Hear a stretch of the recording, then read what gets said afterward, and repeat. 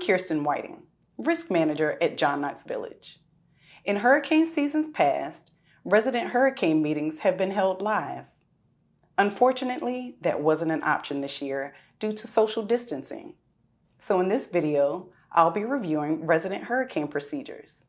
There will be an opportunity to ask questions at a scheduled Zoom meeting. Zoom meeting details can be found on JKV Connect, JKV Resident, and also informative flyers at the front desk of any high-rise or East Lake. Good thing about this video is being able to pause, rewind, fast forward for those of you familiar with the information, and replay. So let's get started. So we'll be discussing the hurricane season forecast, the storm names for 2020, recent storms and their impact on the village, hurricane categories, what you should do at the beginning of a hurricane season, before the storm, during the storm, and what to do after. We'll also be going over frequently asked questions. So are you prepared? So we know that hurricane season begins June 1st and ends November 30th. Storms do occasionally develop outside of those months. This image shows the track of 4 U.S. hurricanes to make landfall as a Category 5. In the past 4 seasons, which includes the current tropical storm Arthur, we have had May 2019 subtropical storm Andrea, May 2018's tropical storm Alberto, and April 2017's tropical storm Arlene. Definitely a couple of reasons why you should be prepared before hurricane season begins. Here's a look at the hurricane season forecast for 2020. Last year, we had a total of 18 named storms. 6 of those were hurricanes, and 3 of those were Category 3 or higher. This year, Colorado State is projecting that we have a total of 16 named storms, 8 of those being hurricanes, and 4 of which being a Category 3 or higher. So here's a look at the tropical cyclone names for 2020. Arthur is already in the Atlantic, off of the coast of North Carolina. Arthur actually kicked off the 2014 season in July and was the earliest hurricane on record to make fall in North Carolina when it came ashore as a Category 2 between Cape Lookout and Beaufort on the night of July 3rd. Atlantic storm name lists are maintained by a committee of the World Meteorological Organization and repeat every 6 years unless a hurricane storm is so destructive and or deadly that the committee votes to retire the use of the name. None of the storms or hurricanes from 2014 were retired, so the 2020 list is identical to the one used 6 years ago. So Hurricane Andrew changed a lot in South Florida. It brought about stricter building codes, stricter social control and law, more sheltering in place, and an increased focus on emergency management. As a result of Hurricane Irma and the associated deaths at Hollywood Hills Nursing Home in 2017, Florida enacted an emergency rule requiring skilled nursing and assisted living facilities have a plan to ensure continued power to their facility. These are a couple of pictures of damage that has occurred as a result of storms in John Knox Village in previous seasons past. This is a Saffir-Simpson hurricane wind scale. One frequently asked question is, why do you relocate individuals on higher floors in high-rise buildings in East Lake? This is due to a variation in wind speeds. Notice I highlighted a Category 4. This is when we may ask any residents on higher floors in any high-rise or East Lake to possibly relocate to a safer area. Studies show wind speeds increase by about 5 miles per hour every 33 feet, which means a Category 4 hurricane can easily produce Category 5 wind speeds depending on the floor. Those of you who reside in villas, a Category 2 or higher is when we would ask that you relocate from your villa to possibly the auditorium, Gardens West, Seaside Cove, the Woodlands, and this year, possibly other towers on campus due to social distancing measures. This is a list of items that you should have for hurricane season. This is also something good to have just in case of an emergency. You can also find this information in your resident guidebook under emergency procedures beginning on page 24. I do know that some of you have been using Instacart to do your shopping, but don't forget about stores such as Target and Walmart. They will also ship to your home as well. And there's always Amazon. So looking at having 2 flashlights and or battery operated lanterns with extra batteries, a battery-powered radio and or TV, at least a 10-day supply of water, 3 gallons per day per person.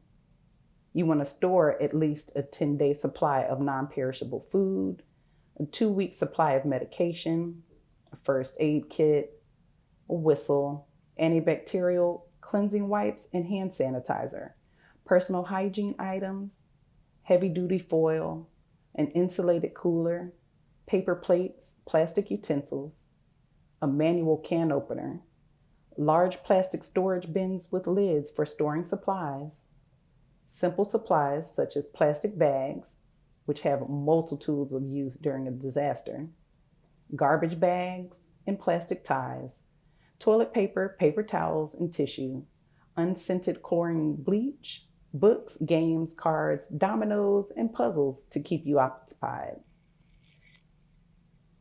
Also, in case of a loss of power, it is always good to have a plain old telephone. However, I am aware that most of you have service through an internet connection. JKV will provide communal surge protectors connected to the building's generator, available in the hallways of high-rises for cell phone charging only. Let's review the difference in a hurricane warning and a hurricane watch. During a watch, tropical storm and or hurricane conditions are possible in the watch area. It's issued up to 48 hours in advance of tropical storm force winds. With a warning, tropical storm and or hurricane conditions are expected in the warning area, and it's issued up to 36 hours in advance of onset of tropical storm force winds. During a hurricane warning or watch, you want to make sure that you secure your home, clear everything that you are able to move from your balcony, patio, or terrace if you have one, and call the maintenance department if you have any heavy pieces of furniture. In addition to your store-bought water, you may wish to stockpile drinking water in clean plastic bottles. If you have not purchased a water bob or another type of water system, you can also store water in your bathtub, if you have one, or washing machine for purposes such as cleaning and flushing toilets. Make sure all water taps are tightly closed. Cover the drain with saran wrap, then plug with a stopper to prevent leakage. Close your hurricane shutters if you have them, or contact the maintenance department. In addition to wind damage, water damage is a real threat, so make sure that you place your valuables in a high and safe location. Important documents should be placed in protected, sealed plastic bags to prevent water damage. If you are asked to relocate, these are the items that you want to take if you have to evacuate your home. A 3-day supply of food that does not require cooking or refrigeration. A 3-day supply of water, which would be 3 gallons per person per day for drinking and personal hygiene. A manual can opener, sheets, pillows, blankets, towels, and washcloths. changes of clothing for 3 days, a personal supply of medication for 2 weeks, personal hygiene items such as toilet paper and moist towelettes, at least one flashlight or lantern with extra batteries, books, cards, and games for entertainment, and as always, the keys to your home and automobile. You want to make sure that you set your refrigerator and freezer to the coldest setting. Check the oven, range, and all electrical appliances and make sure they are turned off before leaving your home.